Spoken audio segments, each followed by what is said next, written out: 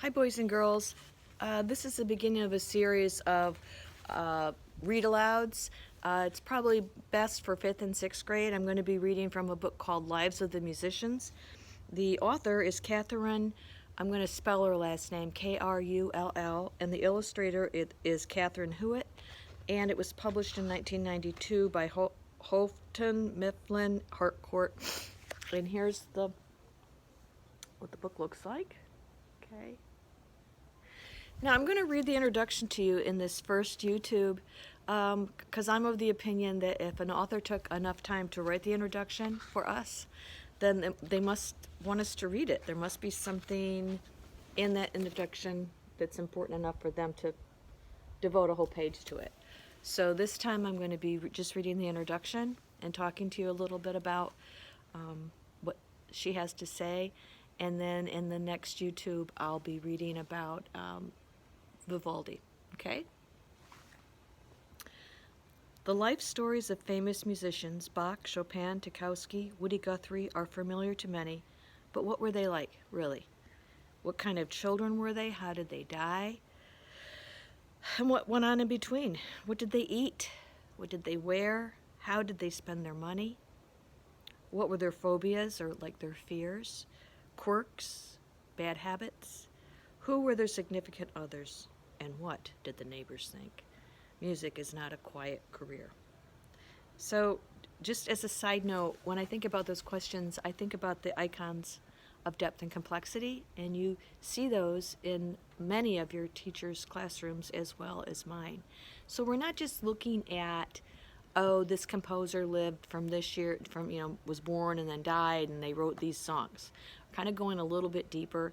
And if you find history or social studies boring, that really helps it come alive when you dig just a little bit deeper and see these people as real human beings that actually existed and lived on this earth, right? So most interesting of all, what is it like to live a truly creative life? The musicians in this book, representing different countries, historical periods, and musical styles, do have things in common. About their music, they had a perseverance and a single-mindedness that led not only to success, but also some of them were slightly eccentric, and sometimes it was amusing and sometimes it was sad. So when we hear those words, perseverance and single-mindedness, hopefully that makes a light bulb go off and hopefully makes you think about maybe some of the 7 habits. Of all of them, it could be said that their work shook up the times they lived in. It provoked riots with Stravinsky. Stravinsky was a composer. It led to death threats with Prokofiev. It required police to control the crowds with Robert Schumann. It shaped entire generations of students. Boulanger, I'm going to spell that for you, Boulanger. It created wealthy superstars, as in Gilbert and Sullivan, and it was condemned as addictive and immoral with Scott Joplin. He played in the 1920s, he played ragtime music, and people of the time thought it was just awful, horrible. So the music that we think of today as acceptable, classical music, was actually controversial. I can't even talk, sorry. It created controversy during the time that these folks lived, okay? And there's a very famous cello player, Yo-Yo Ma, who's alive now, and he said that Beethoven wanted to change the world with his music. That was 200 years ago. Now when we hear Beethoven, it's nice, but it's a different time. Beethoven isn't alive now. There's different things happening. So today, rock musicians are virtually the ones that are trying to change the world. And I would also add hip-hop artists, maybe rap artists. These are the people that are trying to make a wave and change the world.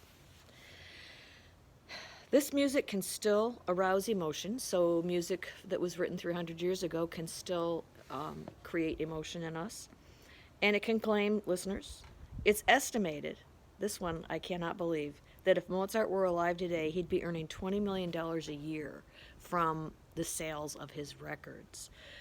And this is just a little side note, he died penniless. So it's just amazing to me that he would be that wealthy now. The music above all is the reason people remember these musicians today. Here, escorted by the patron saint of music, Saint Cecilia, are 20 lives, colorful and mysterious.